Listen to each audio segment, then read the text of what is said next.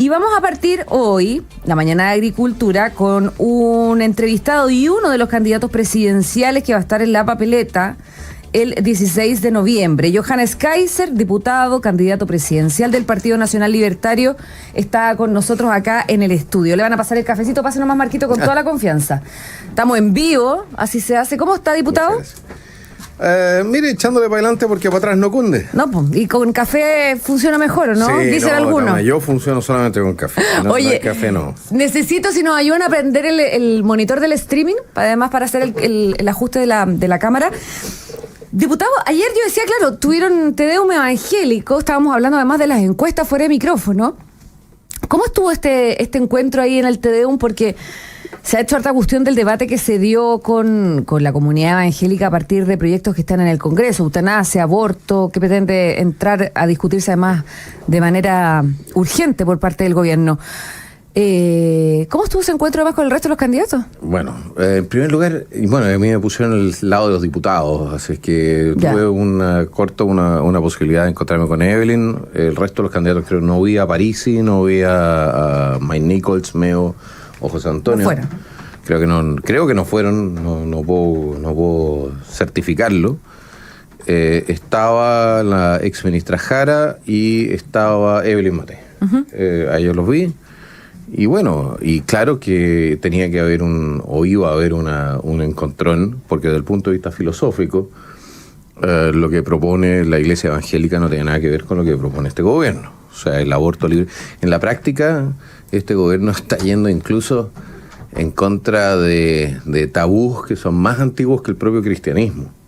Si usted se imagina a Saturno comiéndose a sus hijos, ¿ya? Es una figura súper brutal. Júpiter, o sea, antes en la religión romana, ¿no? Tiene que derrotar a su propio padre para no ser comido, para no ser eliminado. Después tenemos la historia de Herodes y los inocentes, los niños que son todos asesinados buscando a Cristo. Y de alguna manera este gobierno, que tiene 3 millones de personas, 2.700.000 en listas de espera, a la que se le mueren 40.000 personas en listas de espera, parece lo único que le preocupa es poder matar más gente, o que se pueda matar más gente, ya sea a través del aborto o a través de la eutanasia. De la eutanasia, y no nos equivoquemos, que aquí no estamos hablando de la eutanasia con una persona que está enferma terminal. Eutanasia no es que te den cuidados paliativos. Eutanasia es que activamente alguien te mate. Eso es. Es decir, es legalizar el homicidio cuando hay consentimiento. Y en Canadá, por ejemplo, lo hacen para menores de edad con problemas psicológicos. En Holanda, hace poco tiempo atrás, se suicidó o logró que la mataran una mujer de 23 años, perfectamente sana. ¿Y por problemas de qué tipo? Por problemas psicológicos. Ya. Entonces, mire. Lo escuché ayer hablar de esa figura, de que la eutanasia se podía utilizar para eliminar pobres, así bajo esa lógica. Enfermos crónicos, personas con problemas mentales. Ah, sí. Pero lo que yo entiendo, de acuerdo al proyecto de ley, que... No me cuenten cuentos. Ya, nosotros sabemos, si yo sé cómo funciona esta gente. Primero te abren la llave del tema. Primero le meten la llave y después abren la puerta completa. ¿No? Porque nos acostumbran, esto es la ventana de Overton, nos acostumbran a la maldad, y cuando te acostumbraron a la maldad, después siguen avanzando en la maldad. Y no lo voy a decir de otra manera, es maldad. La falta de respeto a la vida humana. Bueno, ahora atacan a no nacidos y a personas que están en una situación delicada de salud o psicológica o lo que sea. ¿Ya? Y cuando no tienen la oportunidad de perseguirte políticamente. Los evangélicos ayer, después, en reacción a las declaraciones suyas, y al debate que se instala, porque los evangélicos, son contrarios obviamente al aborto y también a la eutanasia, refutaron su tesis sobre que el proyecto podía terminar siendo como una estrategia, una herramienta para terminar eliminando. ¿Qué evangélicos me refutaron? Uno de los pastores. Entonces sí. Es uno. Ya, no son los evangélicos. Usted dice que no, ese pastor no representa con nombre y apellido. Al resto. Deme el nombre y apellido de ese pastor. No conozco el nombre, yo no conozco la comunidad evangélica. Entonces a mí me encanta cuando la gente aparece con su nombre y apellido representando. Pero usted lo tiene identificado ese No lo tengo, no. ¿Cómo sí, yo lo vi en las noticias y el que salía refutando esa tesis. Yo no lo tengo identificado y él habla a título personal. Pero el que cree, o el que se dice evangélico, ¿ya? O el que se dice cristiano, y está a favor de de violar o de violentar el mandamiento que dice no matarás, no es cristiano. Punto. Por lo tanto, la voz de este pastor, que yo lo vi en las noticias anoche, ¿usted que no cree que represente a la comunidad evangélica? No hay ninguna manera. Y la comunidad evangélica, usted dice, está con su planteamiento, ¿no? Tampoco lo he dicho. ¿Cree usted? Yo simplemente le estoy diciendo lo que yo creo, lo que yo pienso. ¿Ya? Sí sé lo siguiente.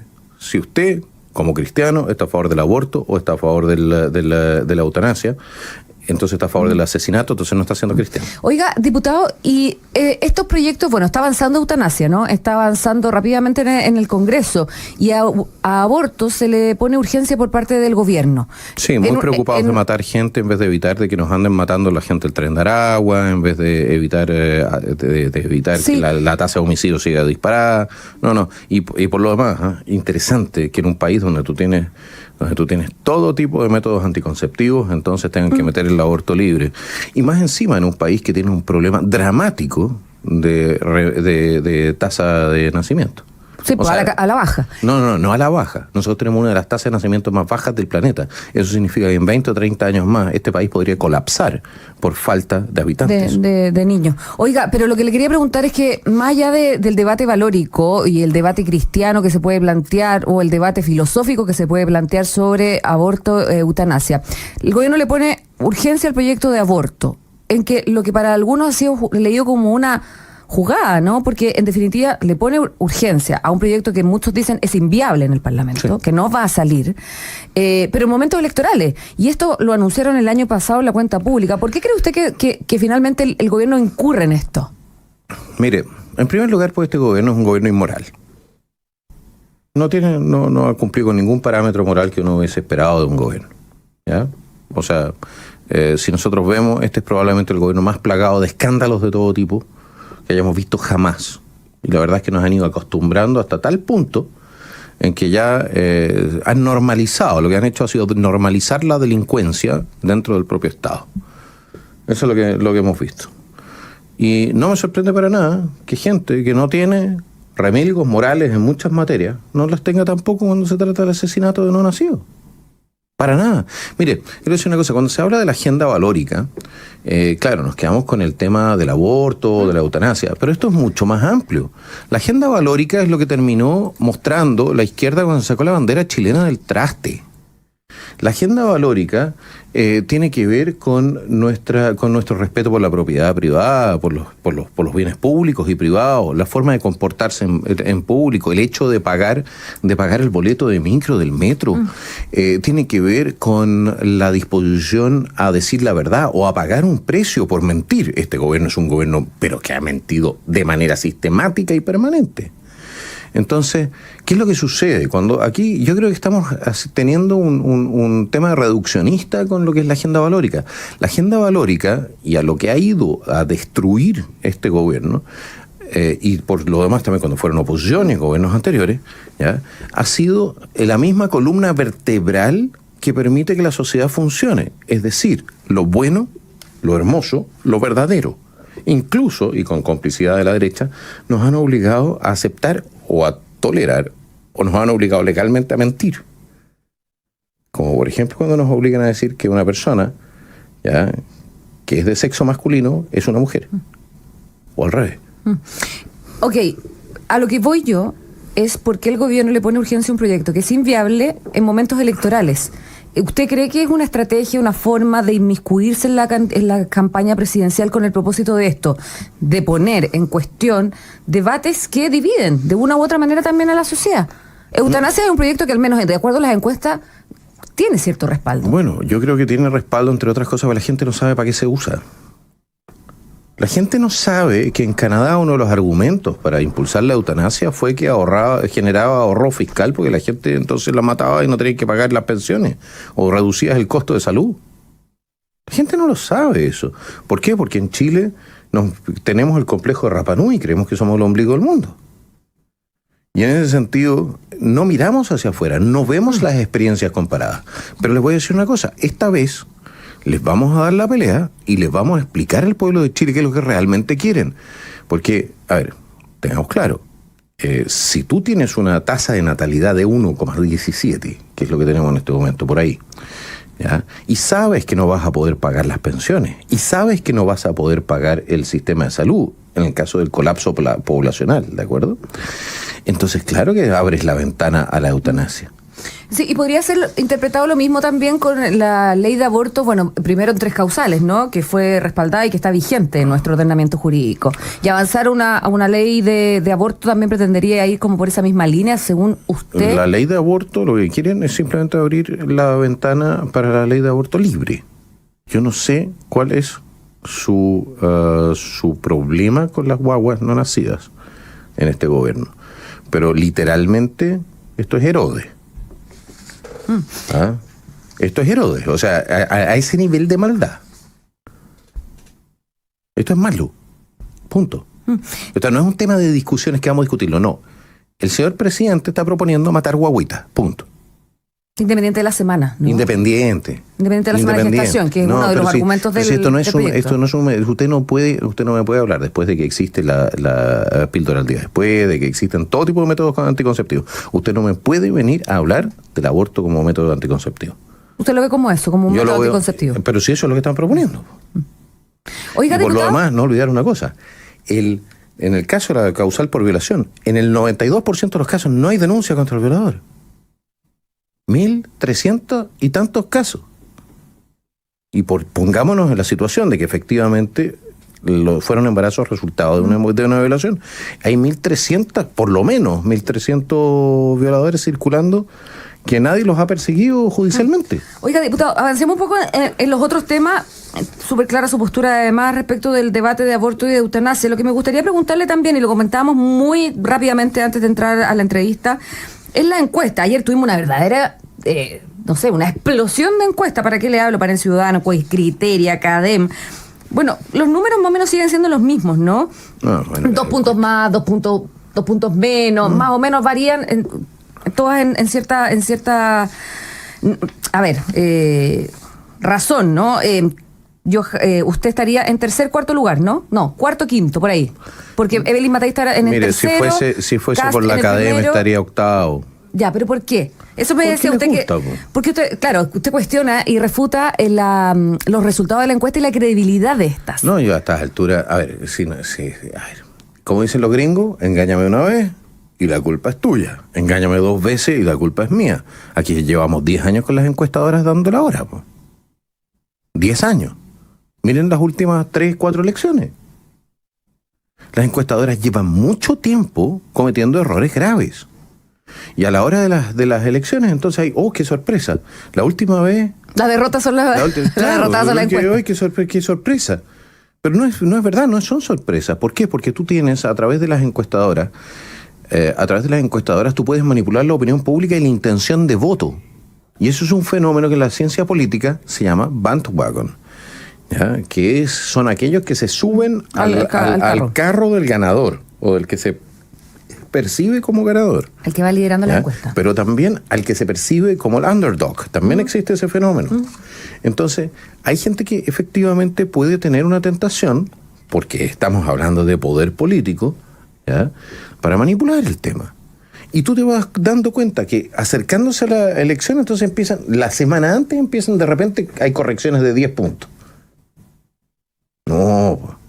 Ya, usted le resta legitimidad a las encuestas, porque nosotros tenemos yo coincido con usted, tenemos una verdadera obsesión con los números que entregan las encuestas, bueno, particularmente el fin de semana. Hay encuestitis, y claro está también que la gente tiene que entender una cosa: si usted va a votar por el que va primero en las encuestas, entonces usted no está votando, está votando a la encuestadora.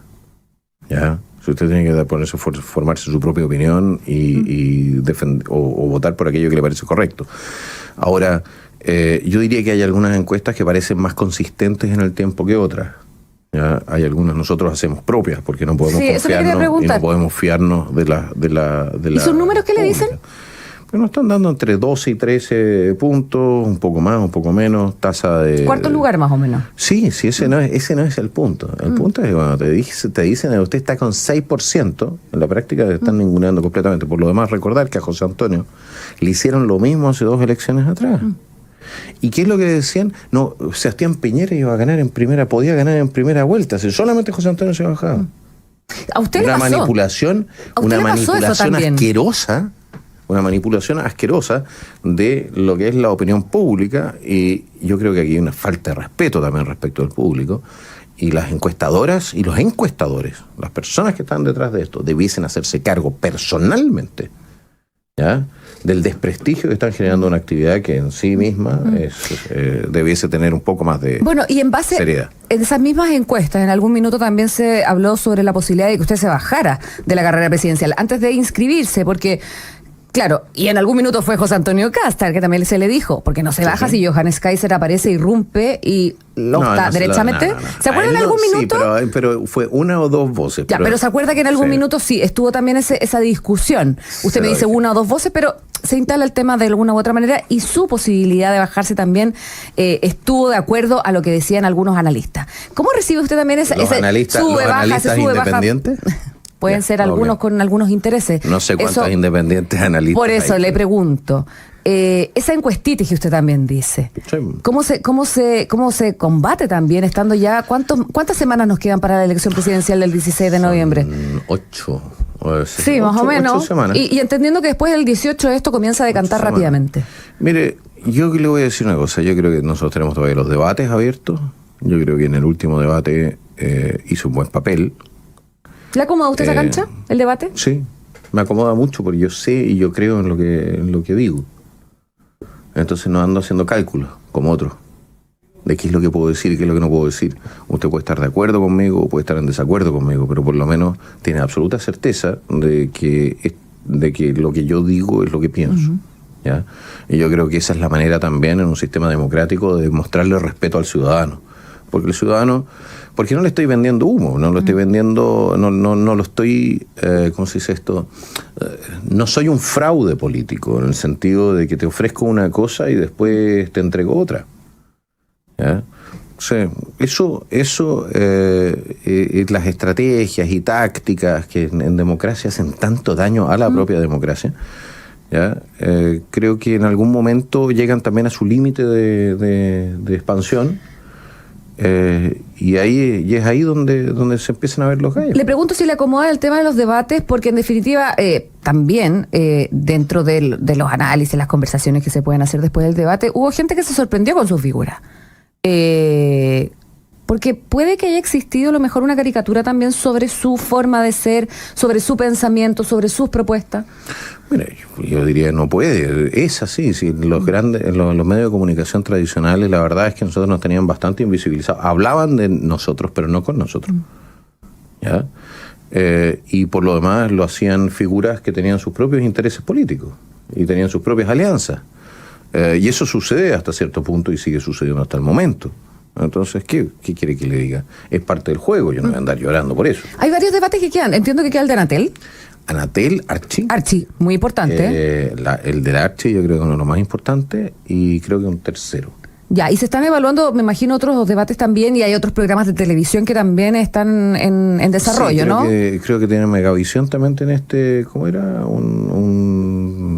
Porque está el de TVN, El Candidato Llegó Tu Hora, bueno, quedan distintos espacios. En todo caso va a ser muy interesante ver a Evelyn, a Jara y a José Antonio tener que de todas maneras enfrentar a Mochati, aunque sean 5 minutos, porque no quisieron el programa completo. ¿Qué es lo que, ¿fue restringido el tiempo con el entrevistador? No, es que de todas maneras es menos que lo que era la entrevista que hice yo, que hizo, ¿no es cierto? Entonces, oiga, si le tienen susto a Mochati, imagínense lo que va a hacer enfrentar al Tren de Aragua. Oiga, diputado, ya, nos queda poquito tiempo. No, si el palo me lo mete. No, si yo sé que usted es bueno para el palo. Pero me podría dar el lujo de pegarle el palo. Yo sé que usted, bueno, hablemos un poquito, nos quedan muy poquitos minutos, este programa avanza muy rápido. Hablemos un poquito sobre algunas de las propuestas que tiene Johannes Kaiser en caso de llegar a la moneda. Y una de ellas se habla mucho sobre el tema del recorte presupuestario y el apretarse el cinturón, como se dice en buen chileno, ¿no? Apretarse el cinturón hasta que duela. Teniendo el ejemplo además de lo que está pasando en Argentina, que el ajuste fiscal ha sido muy doloroso para... Están creciendo al 6%. Sí, pero eso es lo macro, en lo micro sigue siendo muy duro todavía para los argentinos. Disminuyeron en 12 millones de personas la gente que está bajo la línea de pobreza. Pero sigue siendo muy duro todavía. No, que va a ser duro. Ha sido lo mejor que le pudo haber pasado a Argentina. 1,8 millones de niños salieron de la pobreza. O sea, ¿de qué me están hablando? Que lo duro para los zurdos, duro para los apitutados, duro para la gente que estaba viviendo del Estado sin hacer un aporte. Claro, ahí, para ellos es duro. Pero cuando tú ves que estaban entrando en una hiperinflación, tenían inflación de 300% ya al año acumulada, y que con esto salieron de la curva justo para no caerse al precipicio. Bueno, en términos de ajuste fiscal, ¿por dónde recortar? A ver, en primer lugar, nosotros tenemos, según la propia DIPRES, casi 20.000 millones de dólares de programas que están mal evaluados. Y hay una concordancia además de los asesores, del equipo asesor que se reunió sobre dónde recortar. Ok, tenemos 20.000 millones de dólares ahí que podemos empezar a mirar o reformulamos los programas o los cerramos. ¿Ya? 1. 2. Duplicamos la cantidad de funcionarios públicos en 10 años, 12 años. Acaba de aparecer, nosotros nos decían que estábamos todos locos. Bueno, en el Mercurio del día de ayer creo que apareció entonces la cifra.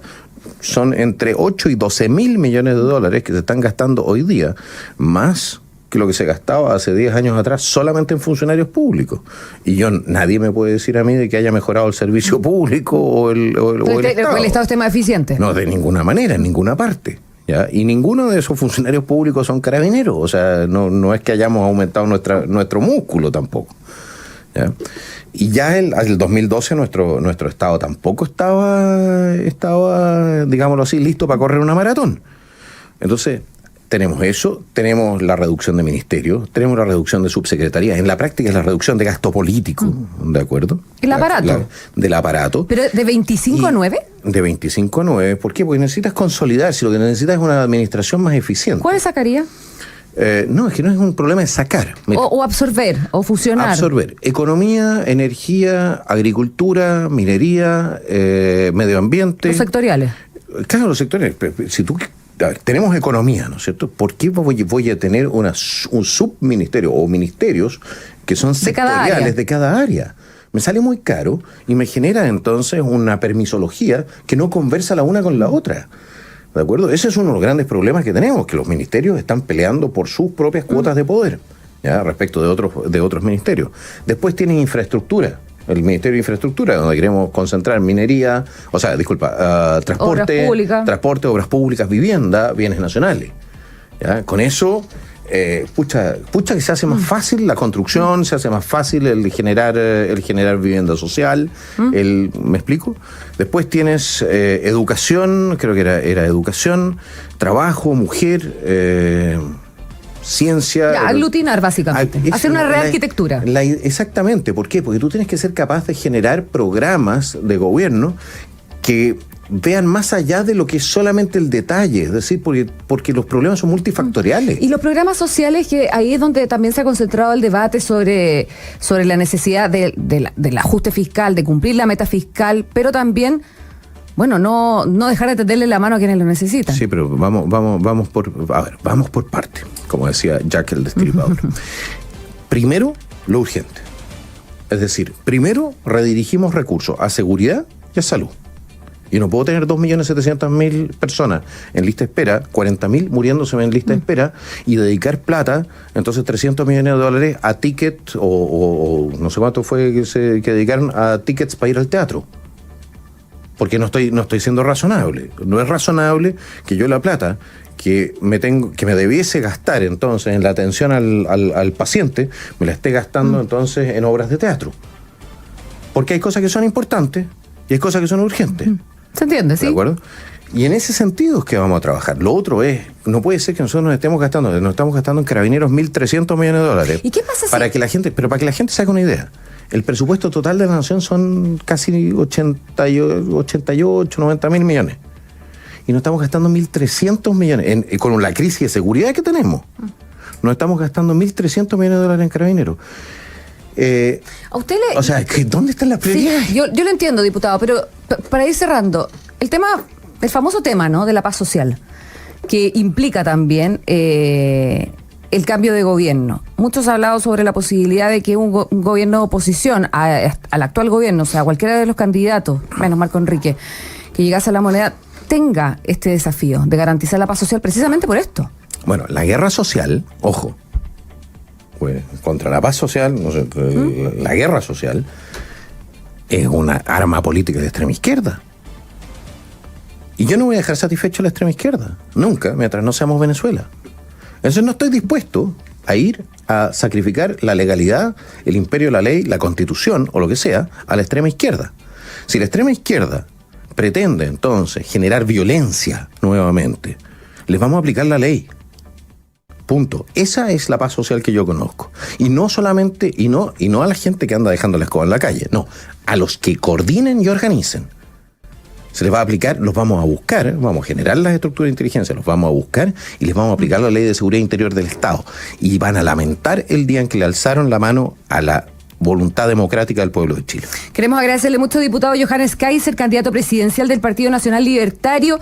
Hace tiempo que queríamos entrevistarlo y en este espíritu, además de la mañana de Agricultura, donde conversamos precisamente las noticias, es poder tener a la mayoría, ojalá todos los candidatos presidenciales sentados acá en el estudio de la radio. Y desearles a todos ustedes una maravillosa semana, o sea, de fiestas patrias. Disfruten, pero no disfruten tanto porque después uno anda echando de menos, usted sabe que anda arrepentido, subió 3 kilos. Sí, es verdad, pero hay que disfrutar también, hay que relajarse. Absolutamente. Diputado, que esté muy bien, muy amable, muchas gracias. Chile. Muchas gracias.